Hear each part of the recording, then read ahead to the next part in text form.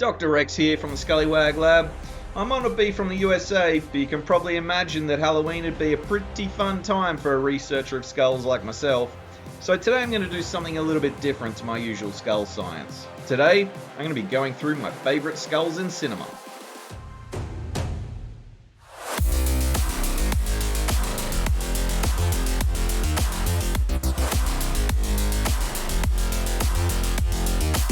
I trawled through decades of films to dig up some really great skulls. I am going to be focusing on live action movies because the rabbit hole of animated skulls is very deep and a bit too much for this year.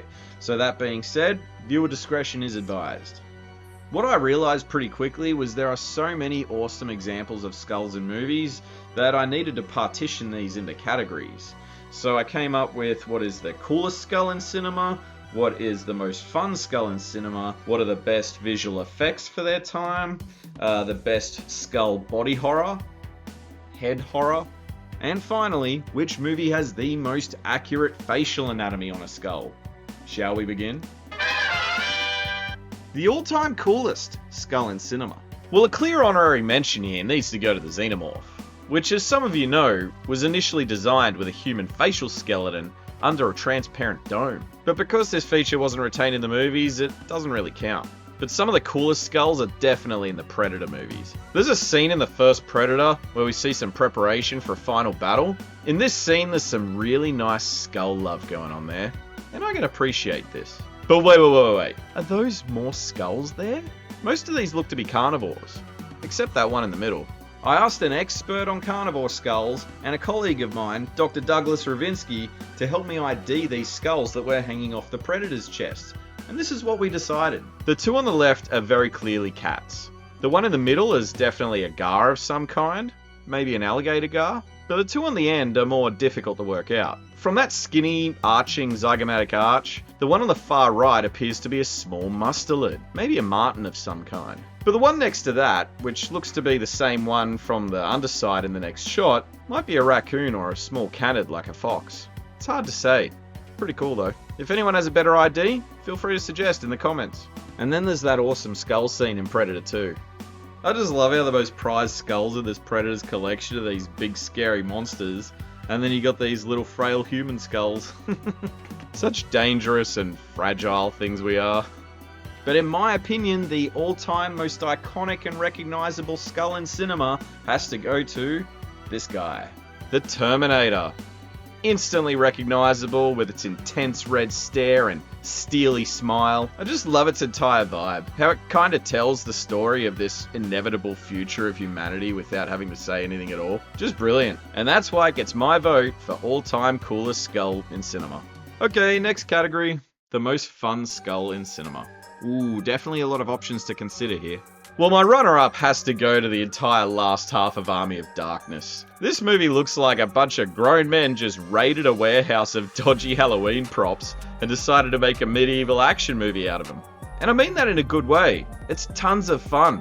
I love this movie as a kid because it was so hilariously bad even back then, but it just gets worse the older it gets. So I 100% recommend this one to any lovers out there of uber cringe horror comedy.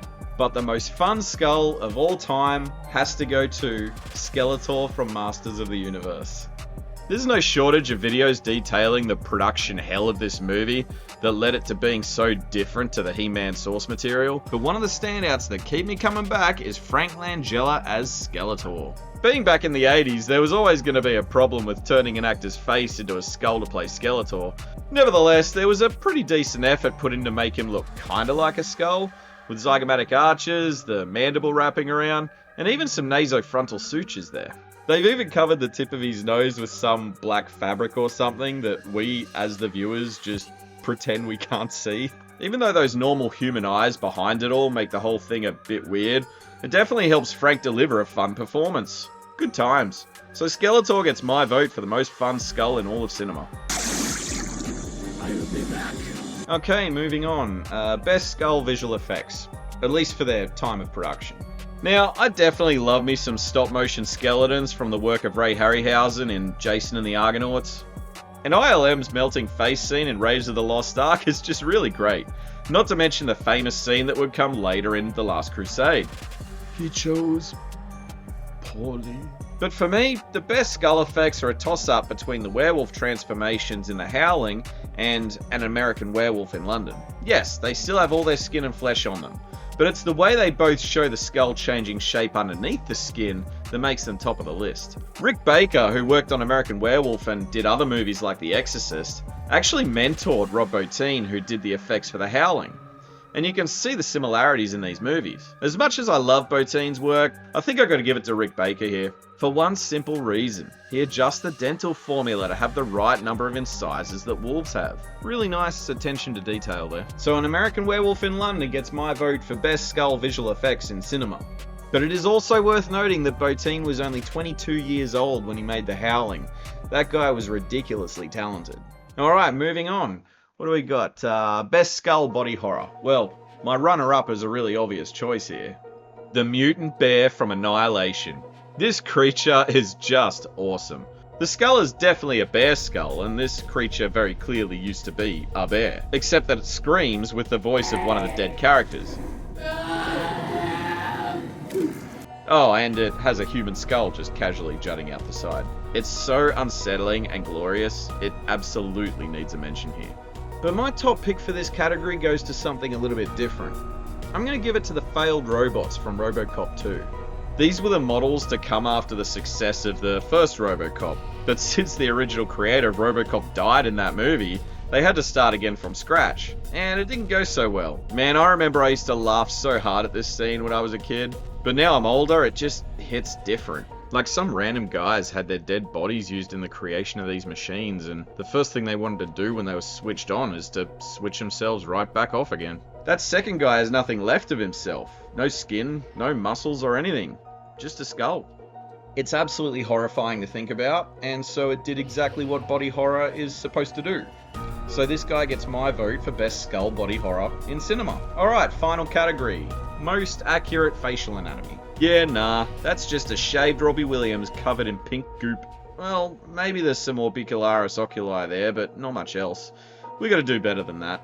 And since Poltergeist used actual real bodies in this scene, we can't use it as an example of trying to recreate accurate anatomy. I really like the look of Two-Face in The Dark Knight. We can see some really nice anatomy going on there. There's the bone from the mandible and the masseter running up the side there. And then there's some other smaller muscles of the face like the zygomaticus there. Not sure about that big muscle running from top to bottom there though. Anyway, these injuries are pretty much as severe as they come, and if left like this, old Harvey would probably be dead from infection pretty quickly, but it's a really nice look overall. But my favourite facial anatomy in a movie has to go to Frank from Hellraiser. I'm a massive fan of Clive Barker, as you can see his books of blood are right here behind me, and the opening scene to The Hellbound Heart is one of the best starts to a story I've ever seen. I highly recommend it. Anyway, Hellraiser was Clive's directorial debut. While the story is pretty silly by today's standards, the Cenobites remain absolute icons of horror pop culture. And yes, I have the pop vinyls. And Frank, in all his slimy glory, holds up very well too. The best part of the movie for me is Frank. Not the character, but what he is. He basically starts out as a skeleton, and the more people he feeds on, the more muscles he grows back.